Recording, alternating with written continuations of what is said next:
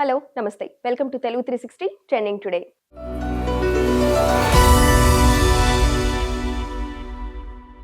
కేంద్రం తీసుకొచ్చిన జాతీయ విద్యా విధానంలో హిందీ తప్పనిసరని ఎక్కడా చెప్పలేదని మంత్రి లోకేష్ అన్నారు. ఈ విధానంలో 3 భాషలు నేర్చుకోవాలని మాత్రమే చెప్పిందన్నారు. తాను 3 భాషలు నేర్చుకున్నట్లు ఇండియా టుడే సదస్సులో చెప్పారు. చదువుపై రాజకీయాల ప్రభావం పడకూడదని అభిప్రాయపడ్డారు లోకేష్. నేటి తరం పిల్లలు 5 దేశ భాషలు నేర్చుకుంటున్నారని, ఎక్కువ భాషలతో విదేశాల్లో పనిచేసేందుకు వీలుంటుందని లోకేష్ అన్నారు. ఏపీ ప్రభుత్వం 11 మంది ఐఏఎస్ అధికారులను బదిలీ చేస్తూ ఉత్తర్వులు జారీ చేసింది. టీటీడీ ఈవోగా అనిల్ కుమార్ సింగల్, జేఏడీ సెక్రటరీగా శ్యామలరావు, ఆర్ఎండ్బి ప్రిన్సిపల్ సెక్రటరీగా Krishna Babu, excise and mining principal సెక్రటరీగా Mukesh Kumar Meena, AP Bhavan resident commissioner Praveen Kumar, health సెక్రటరీగా సౌరవ్ గౌర్ ను నియమించింది. లిక్కర్ కేసులో 3 నిందితులకు ఏసీబీ కోర్టు బెయిల్ ఇవ్వడాన్ని సిట్ హైకోర్టులో సవాల్ చేసింది. విచారణ చేపట్టిన హైకోర్టు బెయిల్ పై విడుదలైన ధనుంజయ రెడ్డి, కృష్ణమోహన్ రెడ్డి, బాలాజీ గోవిందప్పలకు నోటీసులు ఇవ్వాలని ఆదేశించింది. ఏసీబీ కోర్టు డిఫాల్ట్ బెయిల్ ఇవ్వడం చట్టవిరుద్ధమని సిట్ తరపు న్యాయవాది వాదించారు. మిగిలిన నిందితులకు ఇలా బెయిల్ ఇవ్వొద్దని కోరారు. తదుపరి విచారణ గురువారానికి వాయిదా పడింది. తన కుమారుడు రాజారెడ్డి రాజకీయ అరంగేట్రంపై జరుగుతున్న ప్రచారంపై రాష్ట్ర కాంగ్రెస్ చీఫ్ షర్మిల స్పందించారు. రాజారెడ్డి రాజకీయాల్లోకి తప్పకుండా వస్తారన్నారు. అవసరమైనప్పుడు ఎంట్రీ ఉంటుందని స్పష్టతనిచ్చారు. ఈ ఉదయం కర్నూలు ఉల్లి రైతుల వద్దకు షర్మిల తన కుమారుడితో వెళ్లారు. ఇంటి నుంచి బయలుదేరినప్పుడు విజయమ్మ వద్ద రాజారెడ్డి దీవెనలు తీసుకోగా రాజకీయాల్లోకి వస్తున్నారంటూ ప్రచారం జరిగింది. హైదరాబాద్ ప్రజల దాహార్తిని తీర్చడానికి గోదావరి తాగునీటి పథకం తీసుకొచ్చామన్నారు సీఎం రేవంత్ రెడ్డి. వరద నియంత్రణ కోసమే ఉస్మాన్ సాగర్, హిమాయత్ సాగర్ జంట జలాశయాలను నిర్మించారని చెప్పారు. మూసీ పునర్జీవనంలో భాగంగా ఉస్మాన్ సాగర్ వద్ద చేపట్టిన గోదావరి తాగునీటి సరఫరా పథకం ఫేజ్ 2, ఫేజ్ 3 ప్రాజెక్టు పనులకు శంకుస్థాపన చేసి రేవంత్ రెడ్డి మాట్లాడారు. నల్గొండ జిల్లాలో పాదయాత్ర సమయంలో మూసీ ప్రక్షాళన చేయాలని వారు కోరారని, త్వరలోనే నల్గొండ ప్రజలకు మూసీ కాలుష్యం నుంచి విముక్తి కల్పిస్తామని సీఎం రేవంత్ రెడ్డి స్పష్టం చేశారు. ఉపరాష్ట్రపతి ఎన్నికకు బీఆర్ఎస్ ఎంపీలు దూరంగా ఉంటారని ఆ పార్టీ వర్కింగ్ ప్రెసిడెంట్ కేటీఆర్ స్పష్టం చేశారు. ఎన్డీఏ, ఇండీ కూటమి రాష్ట్రానికి అన్యాయం చేశాయని ఆయన విమర్శించారు. కాగా బీఆర్ఎస్ కు రాజ్యసభలో 4 ఎంపీలున్నారు. రేపు జరగబోయే ఉపరాష్ట్రపతి ఎన్నికకు ఎన్డీఏ తరపున రాధాకృష్ణన్, ఇండీ కూటమి తరపున సుదర్శన్ రెడ్డి బరిలో ఉన్న సంగతి తెలిసిందే. ఇందిరమ్మ ఇళ్లు, స్వయం ఉపాధి పథకాలు, వ్యవసాయ అనుబంధ రంగాలకు రుణాలను ఇవ్వాలని డిప్యూటీ సీఎం భట్టి విక్రమార్క కోరారు. రాష్ట్ర స్థాయి బ్యాంకర్ల సమావేశంలో మాట్లాడుతూ రుణమాఫీ, రైతు భరోసా పేరిట ప్రభుత్వం రైతుల పక్షాన 30,000 కోట్ల రూపాయల వరకు బ్యాంకుల్లో జమ చేసింది. రైతులకు సకాలంలో రుణాలు ఇవ్వండి, ఆస్తులు తాకట్టు, ఎఫ్డీలు చేయండి అంటూ వారిని ఒత్తిడి చేయొద్దు.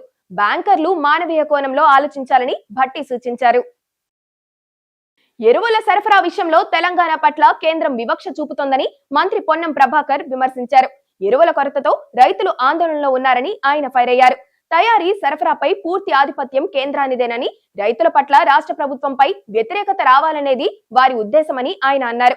బీజేపీ, బీఆర్ఎస్ కలిసి తమపై ఆరోపణలు చేస్తున్నాయని మండిపడ్డారు. రాష్ట్రంలో ఎరువుల సమస్య ఉందనేది వాస్తవమని ఆయన తెలిపారు.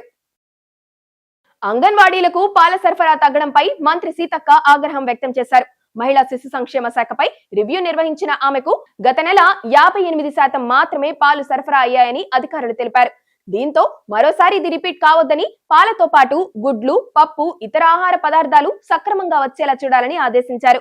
ప్రతి 10 రోజులకోసారి ఏజెన్సీలు గుడ్లు సరఫరా చేయాలని, లేదంటే కాంట్రాక్ట్ రద్దు చేస్తామని సీతక్క హెచ్చరించారు. ఓటర్ గుర్తింపు ధృవీకరణకు ఆధార్ ను ప్రూఫ్ ఆఫ్ ఐడెంటిటీగా పరిగణించాలని ఎన్నికల కమిషన్ కు సుప్రీంకోర్టు స్పష్టం చేసింది. కానీ ఆధార్ కార్డ్ జెన్యూన్ గా ఉందో లేదో సరిచూసుకోవాలని సూచించింది. దీనిని 12వ డాక్యుమెంట్ గా పరిగణించాలని పేర్కొంది. బీహార్ సమగ్ర ఓటర్ సర్వేపై జస్టిస్ సూర్యకాంత్, జస్టిస్ జోయామ్లా బాగ్చి ధర్మాసనం ఇవాళ మరోసారి విచారణ జరిపింది. జమ్మూ కశ్మీర్ కూల్గాం జిల్లాలో సోమవారం భద్రతా బలగాలు, ఉగ్రవాదులకు మధ్య ఎదురుకాల్పులు జరిగాయి. ఎన్కౌంటర్ లో ఇప్పటి వరకు 2 ఉగ్రవాదులను భద్రతా బలగాలు మట్టుబెట్టాయి. ఈ ఘటనలో 3 సైనికులకు గాయాలయ్యాయని అధికారులు తెలిపారు. కూల్గాం లోని గుదార్ అడవి ప్రాంతంలో ఉగ్రవాదులు ఉన్నారనే సమాచారం మేరకు భద్రతా దళాలు వారి కోసం సర్చ్ ఆపరేషన్ చేపట్టాయని ఆ అధికారి పేర్కొన్నారు. నేపాల్ కాఠ్మాండూలో సోషల్ మీడియా నిషేధం, ప్రభుత్వ అవినీతికి వ్యతిరేకంగా జెన్జీ యువత చేస్తున్న ఆందోళనలు తీవ్ర రూపం దాల్చాయి. ఇప్పటి వరకు 9 మంది మరణించగా 80 మందికి పైగా గాయపడ్డారు. ప్రభుత్వానికి వ్యతిరేకంగా ఒక్కసారిగా పార్లమెంటు పైకి దూసుకురావడంతో పోలీసులు కాల్పులు జరిపారు. అయితే ఫేస్బుక్, ఎక్స్, ఇన్స్టాగ్రామ్ తదితర యాప్ ను బ్యాన్ చేయడంతో కమ్యూనికేషన్ లేక లక్షలాది మంది ఇబ్బందులు పడుతున్నారు. అంతర్జాతీయ సంబంధాల్లో దేశ గౌరవాన్ని ఒక వ్యూహాత్మక ఆస్తిగా ఎలా కాపాడుకోవాలో భారత్ నుంచి ఇజ్రాయెల్ పాఠాలు నేర్చుకోవాల్సిన అవసరం ఉందని ఆ దేశానికి చెందిన ప్రముఖ రక్షణ రంగ నిపుణుడు జకీ షలోం అభిప్రాయపడ్డారు. మిస్గవ్ ఇన్స్టిట్యూట్ ఆఫ్ నేషనల్ సెక్యూరిటీలో సీనియర్ ఫెలోగా పనిచేస్తున్న ఆయన జెరూసలేం పోస్ట్ కు రాసిన ఓ వ్యాసంలో భారత ప్రధాని నరేంద్ర మోదీ అనుసరిస్తున్న విదేశాంగ విధానాన్ని కొనియాడారు. సూపర్ స్టార్ రజనీకాంత్, నాగార్జున ప్రధాన పాత్రలో నటించిన కూలీ ఈ నెల 11న ఓటీటీలో అంటే అమెజాన్ ప్రైమ్ లో విడుదల కానుంది. లోకేష్ కనగరాజన్ తెరకెక్కించిన ఈ చిత్రం 500 కోట్లకు పైగా వసూలు చేసింది. ఆమీర్ ఖాన్, శృతి హాసన్, సత్యరాజ్ కీలక పాత్రల్లో నటించారు. అలాగే మోహిత్ సూరి దర్శకత్వంలో అహాన్ పాండే, అనిత్ పడ్డా జంటగా తెరకెక్కిన సయారా చిత్రం ఈ నెల 12 నుంచి నెట్ఫ్లిక్స్ లో స్ట్రీమింగ్ అవుతుంది. 1984 నుంచి 2023 వరకు 14 సార్లు వన్డే, 2 సార్లు టీ20 ఫార్మాట్ లో జరిగిన ఆసియా కప్ లో అత్యధిక సార్లు టీమిండియా విజేతగా నిలిచింది. శ్రీలంక 6 సార్లు, పాకిస్తాన్ 2 సార్లు విజయం సాధించాయి. ఈసారి యుఏఈ వేదికగా టీ20 ఫార్మాట్ లోనే ఈ టోర్నీ జరగనుంది. మొత్తం 8 దేశాలు 2 గ్రూపులుగా విడిపోయి ఆడనున్నాయి. చివరిగా వన్డే ఫార్మాట్ లో జరగగా రోహిత్ సారథ్యంలో భారత జట్టు ట్రోఫీని కైవసం చేసుకుంది.